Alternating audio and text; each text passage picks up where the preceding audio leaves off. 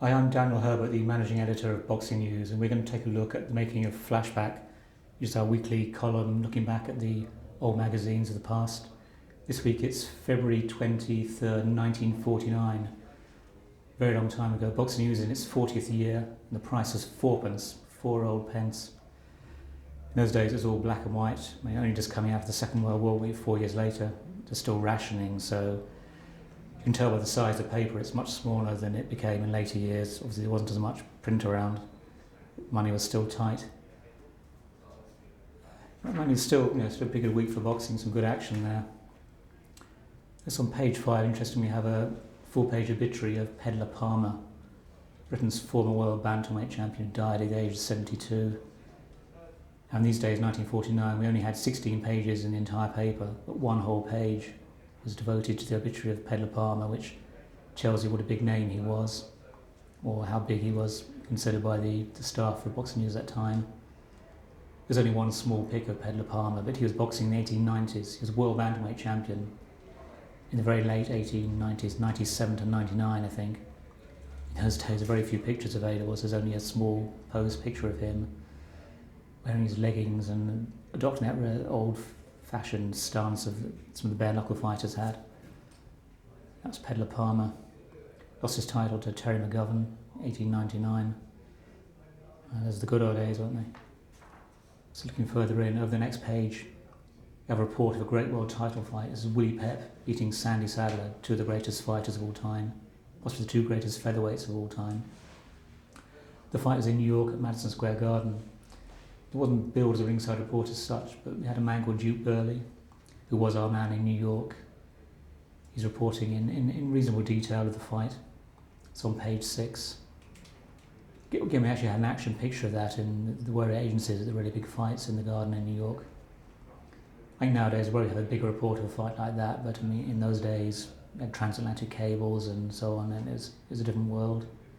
That was the best we could do. It's still quite a good report.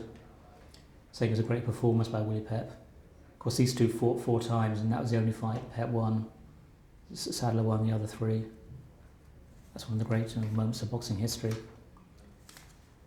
He looks through the paper. Look in the British Action Roundup on page 11. You just see Coventry, February 7th, and not even a headline or anything, but the main event was Randolph Turpin of Warwick. It's called Randolph in those days, stopping Jackie Jones of Bolton in 5 rounds, I think. It's only 2 paragraphs there, but Randolph Turpin, 2.5 years later, would beat Sugar Ray Robinson for the world middleweight title and become one of the immortals of British boxing, of British sport. There he is, obviously it's an early career fight for him. It's buried halfway down the page among a whole bunch of reports from around the UK. There it is, Coventry, just Randolph Turpin, saying it's his first contest since the previous October, saying he's far too strong for Jackie Jones of Bolton, who is a nothing special opponent, but this is all part of the build-up. Turpin learning his trade in small hall shows. Through the page, it's quite a big report on the Royal Albert Hall on February 21st. That's about a half-page report, which is quite big for domestic action in those days. Danny O'Sullivan was the main event on that show. He beat Jackie Patterson, a former world flyweight champion, and this fight was a bantamweight. O'Sullivan was a bantam. See, Patterson was boxing above his weight. Interesting is a character called Al Phillips of Aldgate, known as the Aldgate Tiger, beating Tony Lombard of South Africa. That's an interesting fight. Al Phillips went on to become a manager, matchmaker. He was still involved years later, but in the 1980s when I started in Boxing News, Al Phillips was still around there making matches for some of the small hall shows and dinner shows. That was 40 years later, but he was a good boxer in his time. But if he'd come along later, he might have been a champion, but in the late 40s there's a lot of talent around in the British boxing scene, and he was a good fighter, but he was British and European and Commonwealth champion, Empire as it was. So later on he might have been even a world champion possibly, but in those days a lot of good fighters around on the world scene. Obviously Pep and Sadler were the top 2 at featherweight, and Al Phillips wasn't quite in that class, but he was a good class fighter. Also, you look further down the report, you see Randolph Turpin was in action again. He was boxing Coventry a couple of weeks earlier. Here he was again, beating a South African called Dougie Miller. We say he won every round of a half-water 8-rounder. Turpin made excellent use of his left hand and but little attempt to use his right. Well, it's quite possibly the case, but obviously Turpin was still learning his trade and he would go on to become world champion a couple of years later, so this is an early career fight for him. These are the good old days of boxing news. 4-page ad on the back page. Only 16 pages, but it was very small type. We tried to cram in as many things as we could. On page 14, about half a dozen British reports, all crammed into one page, and a couple of little gossip items as well. Used a very small type to cram as much news as we could, and pictures are very small. Presumably they weren't good enough to blow up over a large size. This is it.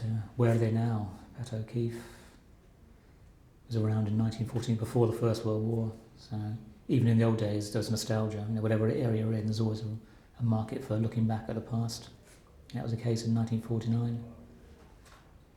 So it was then.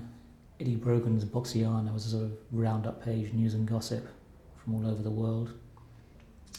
We had amateur pages as well. In those days, the amateurs were towards the front of the paper rather than the rear, as they are now.